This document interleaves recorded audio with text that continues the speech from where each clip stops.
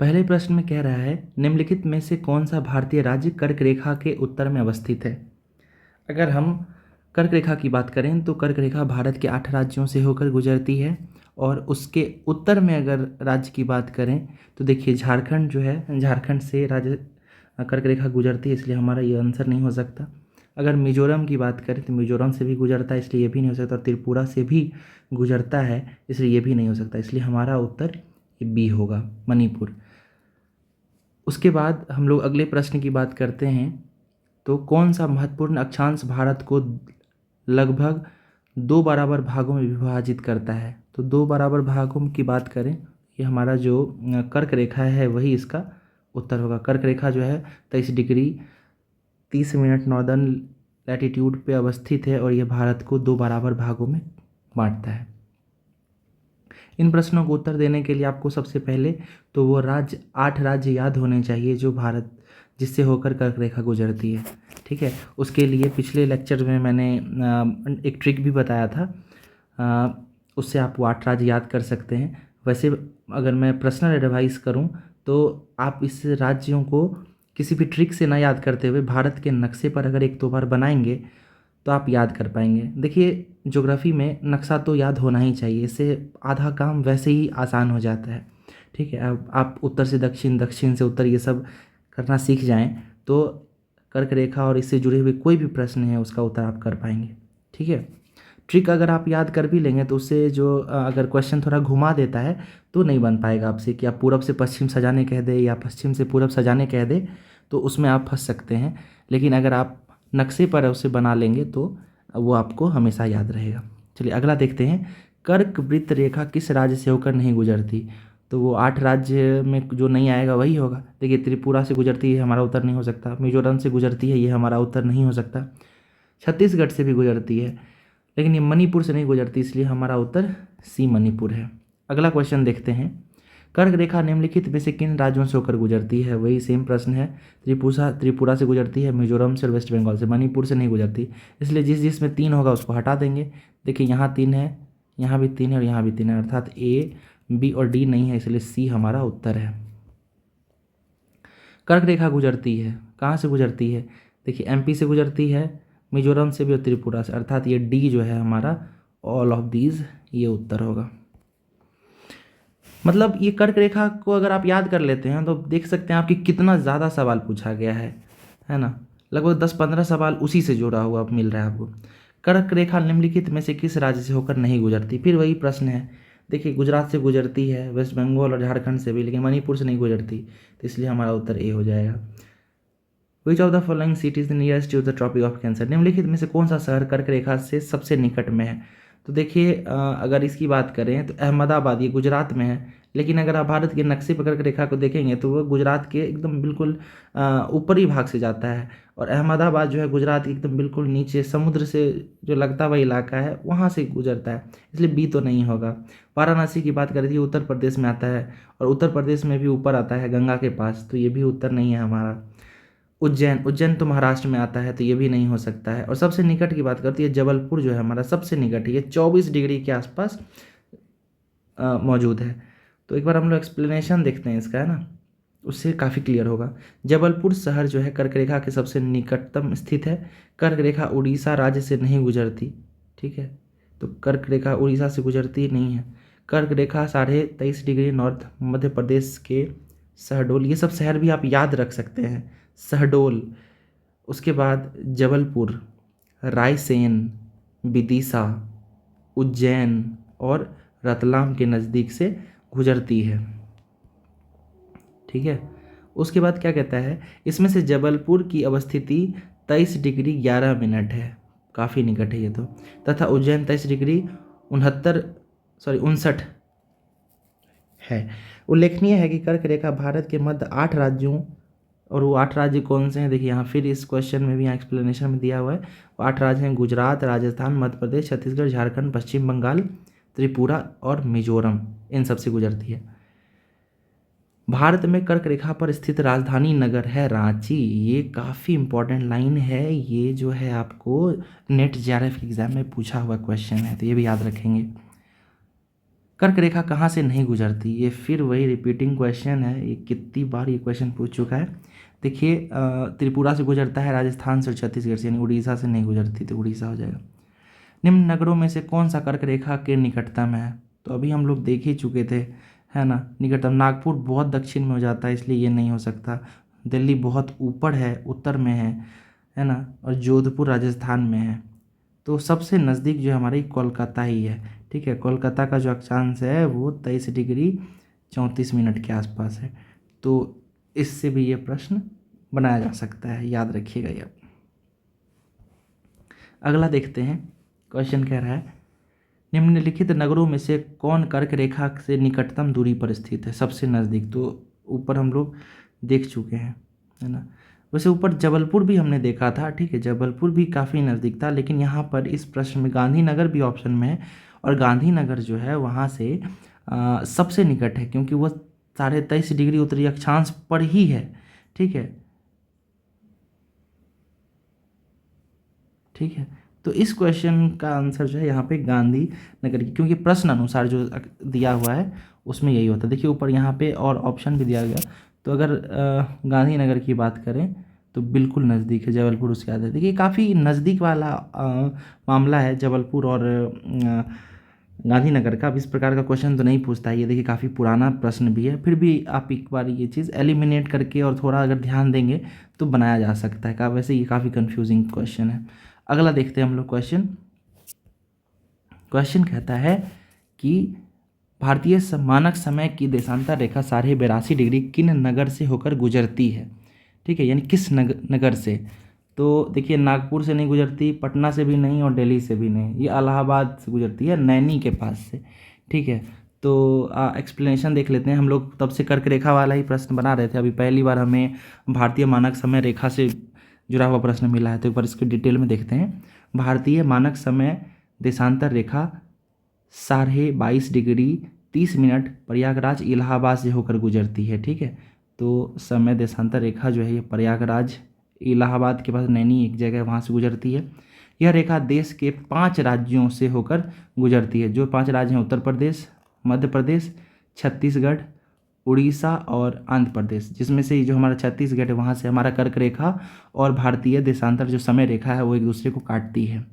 कुछ अन्य महत्वपूर्ण मानक समय रेखा के निकट प्रमुख नगरों की अगर बात करें तो आप ये गौर कर सकते हैं। एक तो रीवा याद कर सकते हैं, क्योंकि देखिए ये भी काफ़ी नज़दीक है ना। उसके बाद आप एक बार ये लिस्ट को चेक कर लेंगे, बाकी काफ़ी इंपॉर्टेंट है नहीं, ठीक है। आप याद रखें इलाहाबाद से जो हमारा तिथि रेखा है वो गुजरता है। अगला देखते हैं, निम्नलिखित देशांतरों में से कौन सा भारत की प्रमाणिक मध्याह्न रेखा, यानी जो भारत का जो तिथि रेखा है वही तो पूछा जा रहा है। तो ये हम लोग जानते हैं 82.5 डिग्री ईस्ट है, यानी इसका आंसर डी हो जाएगा। कह रहा है यमयोत्तर 82.5 डिग्री ईस्ट भारत के कई राज्यों से होकर गुजरती है। इस संबंध में राज्यों के निम्नलिखित समुच्चयों में से कौन सा एक सही है? आप बताइए, क्या उत्तराखंड से गुजरती थी? यहाँ उत्तराखंड दिया हुआ है, उत्तराखंड से तो बिल्कुल नहीं। देखिए 5 राज्यों से गुजरती है, लेकिन उसमें उत्तराखंड तो नहीं था। उत्तर प्रदेश है, झारखंड, छत्तीसगढ़, उड़ीसा, झारखंड भी तो नहीं था, तो झारखंड को एलिमिनेट कर देते हैं। उत्तराखंड यहाँ देखिए फिर आ गया था, इसको फिर एलिमिनेट कर देंगे, उत्तराखंड तो था ही नहीं। उत्तर प्रदेश, उड़ीसा, आंध्र प्रदेश और छत्तीसगढ़, बिल्कुल ये डी आंसर ही हमारा है। देख रहे हैं आप, एलिमिनेशन मैथड से बिल्कुल आसानी से आंसर निकाला जा सकता है, ठीक है। अगला देखते हैं, पटना की स्थानीय समय है, ये बीपीएससी का क्वेश्चन है। पटना का स्थानीय समय क्या है? तो आप एक बात गौर करें कि पटना जो है वो इलाहाबाद से पूर्व में अवस्थित है, ठीक है। तो अगर ये पूर्व में अवस्थित है तो स्थानीय जो समय होगा, यानी यहाँ पे पहले ही वो समय बीत चुका होगा जो इलाहाबाद में बाद में बीतेगा, ठीक है। यानी हम लोग थोड़ा पहले ही होंगे, पूर्व होंगे, आगे होंगे, ठीक है। तो इसमें पहले देखते हैं कि ahead than Indian standard time, बिल्कुल अहेड हो सकते हैं, ठीक है। पहले बाकी देख लेते हैं। Same as Indian standard time, ये भी हो सकता है, क्योंकि सेम भी तो हो सकता है। लोकल टाइम तो हम लोग वही निर्धारित करते हैं ना। बिहाइंड, क्या पीछे हो सकता है? क्या पीछे तो नहीं हो सकता। नॉट रिलेटेड इंडियन, नहीं, बिल्कुल इंडियन स्टैंडर्ड टाइम से रिलेटेड कैसे नहीं, बिल्कुल रिलेटेड है। तो इसका आंसर ए और बी कुछ भी हो सकता है। यहाँ पे इस क्वेश्चन में बी माना गया है, ठीक है। तो एक्सप्लेनेशन देखते हैं। भारत का मानक समय प्रयागराज इलाहाबाद के निकट नैनी में 82.5 डिग्री ईस्ट देशांतर माना जाता है। और संपूर्ण भारत में एक ही टाइम जोन है, ये काफ़ी इंपॉर्टेंट लाइन है कि पूरे भारत में जो है टाइम जोन एक ही है, इसलिए पटना का भी टाइम क्या होगा, वो 82.5 डिग्री ईस्ट ही होगा। इसलिए पटना का स्थानीय समय भी वही होगा जो भारतीय मानक समय है। ठीक है, तो इस प्रकार ये देख सकते हैं कि इसका आंसर हमें बी होगा। अगला क्वेश्चन देखते हैं। यदि भारतीय मानक समय यमयोत्तर पर मध्याह्न है तो 120 डिग्री पूर्वी देशांतर पर स्थानीय समय क्या होगा। देखिए, इसमें थोड़ा मैथमेटिकल कैलकुलेशन की ज़रूरत होगी, बाकी ये क्वेश्चन भी काफ़ी आसान है। तो देखिए, इसको बनाया कैसे जाता है। कह रहा है कि यदि भारतीय मानक समय यमयोत्तर पर मध्याह्न है, यानी 82.5 डिग्री का जो ईस्टर्न टाइम है, यहाँ अभी 12 बज रहे हैं। ठीक है, कह रहा है then what will be the time, what will be the local time at 120 degree east. तो यहाँ से जो है 120 डिग्री ईस्ट जाना है। आप एक बात बताइएगा, अगर यहाँ से 120 डिग्री अगर ईस्ट जाएंगे, ठीक है, यानी कितना कितना डिग्री हो गया, ये 120 हो गया। और हम जानते हैं कि 15 डिग्री यानी 1 घंटा होता है। ठीक है, 15 डिग्री में अगर 1 घंटा होता है, तो अगर हम लोग 120 डिग्री की बात करें, इसको 15 से डिवाइड कर देते हैं, तो ये हो जाएगा 15 8। ठीक है, यानी 8 आवर्स आगे, 8 घंटे आगे की अगर ये बात हो रही है, तो अगर 8 घंटे आगे की बात करेंगे तो हमारा आंसर हो जाएगा 120 डिग्री। तो इसका आंसर जो है ये हमारा बी है। ठीक है, देखते हैं। यमयोत्तर से पूर्व की तरफ बढ़ने पर प्रत्येक 15 डिग्री के बाद स्थानीय समय में 1 घंटे की वृद्धि तथा यमयोत्तर से पश्चिम की ओर बढ़ने पर प्रत्येक 15 डिग्री के बाद स्थानीय समय में 1 घंटे का ह्रास होता है। भारतीय मानक समय 82.5 डिग्री पूर्वी देशांतर, इसलिए 120 डिग्री पूर्वी देशांतर पर स्थानीय समय है। 120 डिग्री में से 82.5 डिग्री को घटाएंगे तो जो आंसर आता है वो ये है 37.5 डिग्री। और 37.5 डिग्री को अगर हम लोग मिनट में चेंज करेंगे 4 से मल्टीप्लाई करने पे, तो ये 150 मिनट हो जाएगा। और चूंकि 150 मिनट यानी 1 डिग्री में 4 मिनट होता है, तो अगर हम 150 को 4 से डिवाइड कर दें तो ये 2.5 घंटे का समय बनता है। इसलिए अगर भारत में मेरिडियन टाइम पर अगर 12 बज रहे हैं, तो उससे अगर हम लोग 2.5 घंटे जोड़ दें तो ये 12:30 बजे का समय होगा। तो इस प्रकार ये देखिए मैथमेटिकल कैलकुलेशन है, सिंपल है। अभी मैं बता देता हूँ कि अभी अगर आपको ये नहीं समझ में भी आ रहा है तो कोई घबराने की बात नहीं है। मैं जब एक शॉर्ट नोट बनाऊँगा और फिर जब उसको एक्सप्लेन करूँगा, अभी तो हम लोग सिर्फ PYQ देख रहे हैं ना, और PYQ के बाद जब मैं इसके लिए शॉर्ट नोट्स बनाऊंगा और फिर जब उससे रिलेटेड चीज़ें समझाऊंगा, तो बिल्कुल आपको क्रिस्टल एंड क्लियर हो जाएगा ये। अभी हम लोग बस PYQ का डीप एनालिसिस कर रहे हैं। हम लोग ये देखने की कोशिश कर रहे हैं कि किन इलाकों से, किन क्षेत्रों से जो जितने भी भारत के कमीशन वाले हैं वो सवाल बनाते हैं, है ना।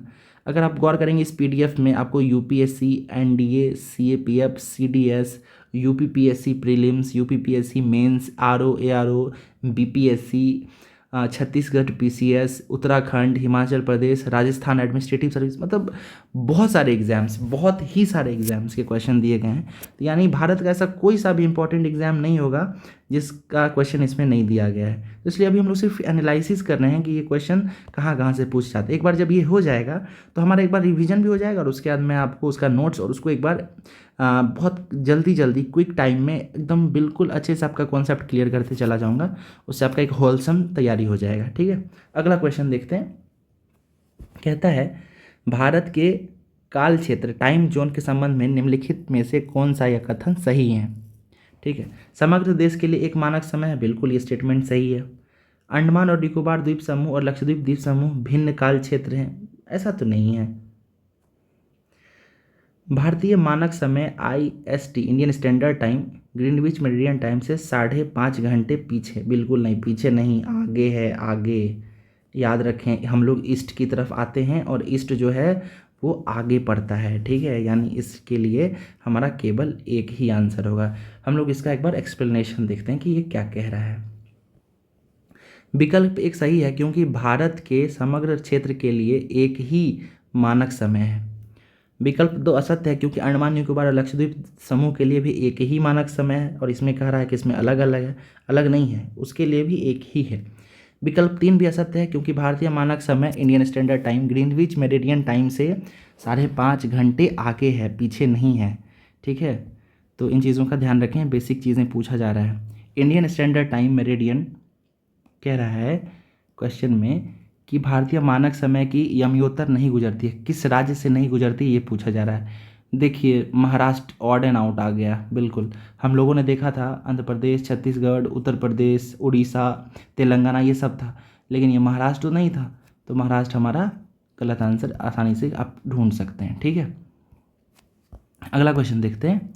निम्नलिखित में से कौन सा एक स्थान भारतीय मानक समय यमयोत्तर से सबसे नज़दीक से गुजरता है।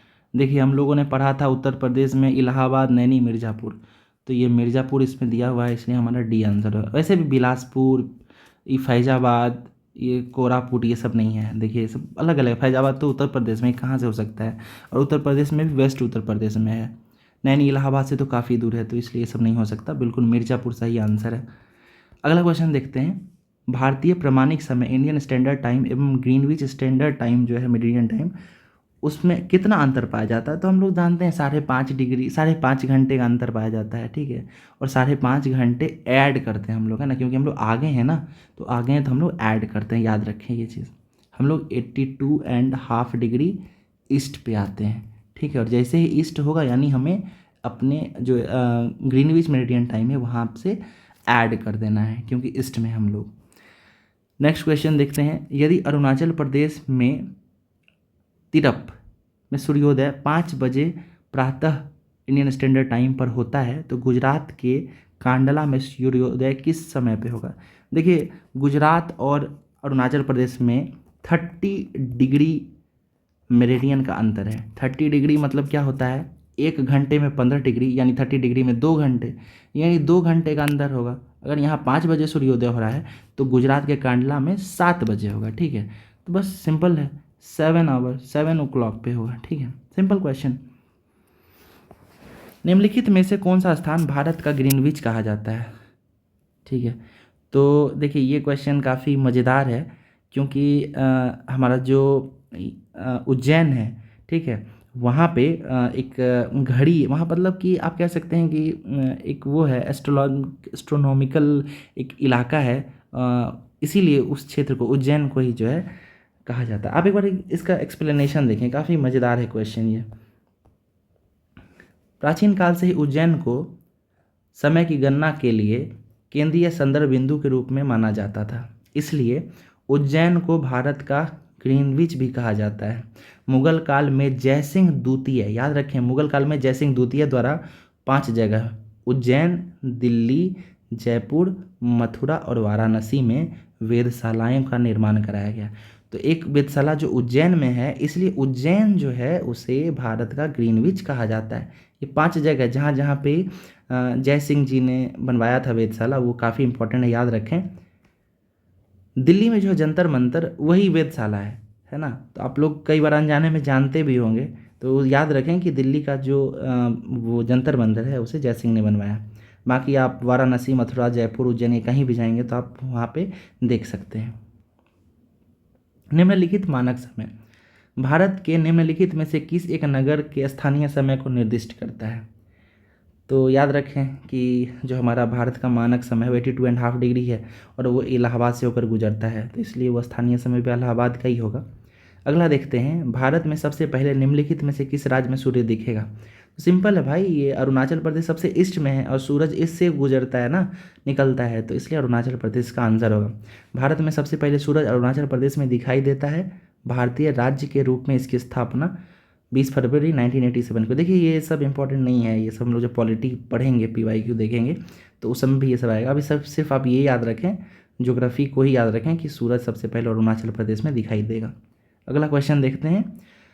भारत का सुदूरस्थ दक्षिणी बिंदु कौन सा है, सबसे दूर साउदर्न मोस्ट पॉइंट क्या है। तो ये काफ़ी इजी क्वेश्चन है। इंदिरा पॉइंट जानते हैं आप लोग, ये ग्रेट निकोबार पे अवस्थित है, और ऐसा कहते हैं कि जब सुनामी आई थी 2006 में, तो ये डूब गया था, लेकिन अभी भी हम लोग इसको ही मानते हैं। ठीक है, एक बार इसको हम लोग पढ़ के देखते हैं कि क्या कह रहा है एक्सप्लेनेशन में। भारत का सुदूर दक्षिणी बिंदु अंडमान निकोबार द्वीप समूह के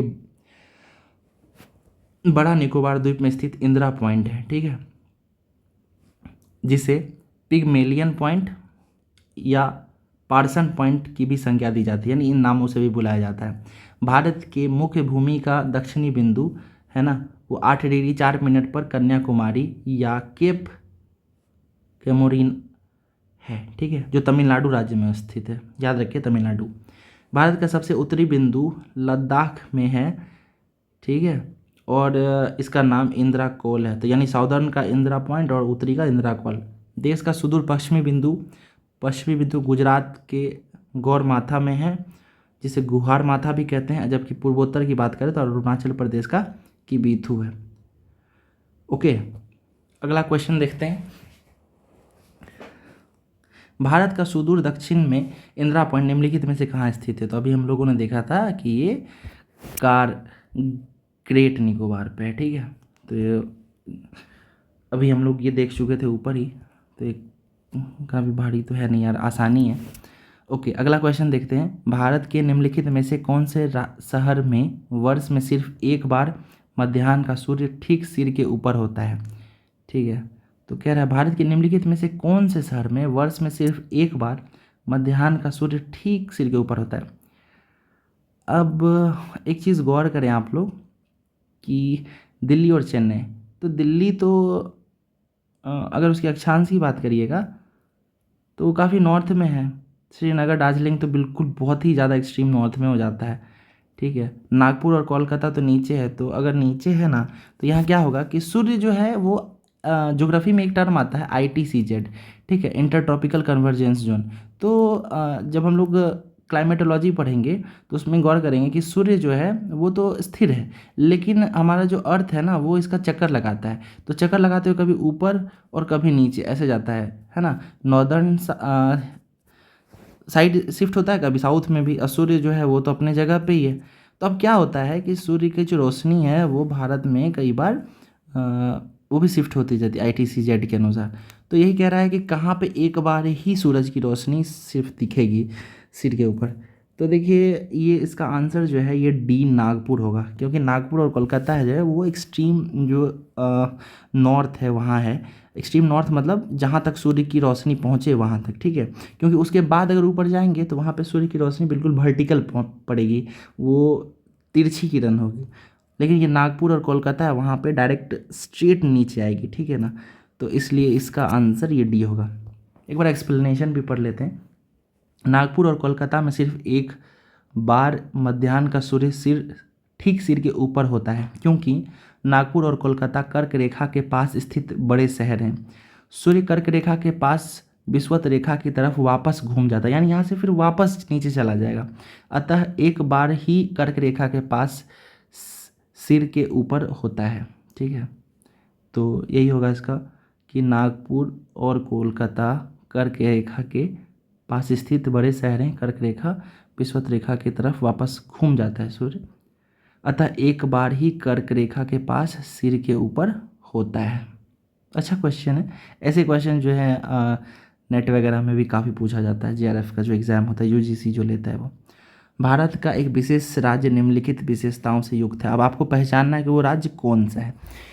कह रहा है यह उसी अक्षांश पर स्थित है जो उत्तरी राजस्थान से होकर जाता है, यानी राजस्थान के बराबर के अक्षांश में ये राज्य होगा। ठीक है, अगला कह रहा है इसका 80% से अधिक क्षेत्र वन आवारण यानी फॉरेस्ट कवर है। 80% ज़्यादा क्षेत्र। उसका कह रहा है 12% अधिक वन आच्छादित क्षेत्र इस राज्य में रक्षित क्षेत्र नेटवर्क के रूप में है। तो देखिए अरुणाचल प्रदेश जो है ये आप जब भारत का नक्शा देखेंगे तो ये राजस्थान के ठीक बराबर में आता है, लैटिट्यूडनल एक्सटेंट में बिल्कुल पैरेलल आता है। उसके बाद यहाँ की जो पॉपुलेशन है ना, डेंसिटी, वो बहुत कम है ना। तो चूँकि ऐसा है कि ये क्षेत्र में बहुत ज़्यादा फॉरेस्ट कवर है, तो फॉरेस्ट कवर ज़्यादा होने के कारण यहाँ पॉपुलेशन जो है ना बहुत संकेंद्रित है, बहुत छोटे क्षेत्र पे काफ़ी लोग मिलते हैं, और बाकी पूरे इलाके में पेड़ पौधा ही है। ठीक है। तो अगर आप इस सेंस से भी जाएंगे तो ईजिली बना सकते हैं कि असम में बहुत ज़्यादा पॉपुलेशन है, पेड़ पौधा है बट कम है काफ़ी, ठीक है, हिली एरिया है ये। हिमाचल प्रदेश की बात करें तो ये भी जो है उत्तराखंड और हिमाचल प्रदेश सब हमारे इस तरफ है, मतलब वेस्टर्न इंडिया में आ जाता है, नॉर्थ वेस्ट में। तो इन सब में अगर आप ये तीनों स्टेटमेंट को देखें तो सबसे बेस्ट आंसर जो है ये अरुणाचल प्रदेश निकल के आता है, ठीक है।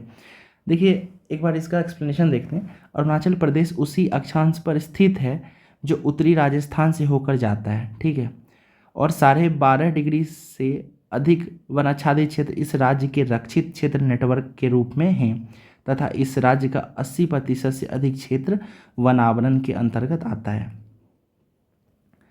तो यहाँ तक जो है हम लोग देख चुके हैं, ठीक है। उसके बाद अगला जो है टॉपिक वो हम लोग देखेंगे नेक्स्ट लेक्चर में। आप इस लेक्चर को एक बार और रिवाइज़ करें, देखें। बाकी मैं इससे जुड़े हुए जो भी क्विक नोट्स होंगे उसे मैं अपने टेलीग्राम चैनल पे डालूंगा और उससे क्विक रिवीजन का एक सीरीज़ यूट्यूब पे भी डालूंगा, तो आप उसको भी देख सकते हैं। बाकी ये जो लेक्चर मैंने डाला है इसे आप 2 के स्पीड पे मतलब 1.5 1.25 की स्पीड पे देखें, इसको एक पॉडकास्ट की तरह सुने और एक बार देख लें। उसके बाद जो क्विक रिवीजन और उससे बाद जो समझाने का प्रोसेस होगा मैं उसे आपको अलग से दूंगा और पीडीएफ नोट आप अपने टेलीग्राम चैनल से डाउनलोड कर सकते हैं।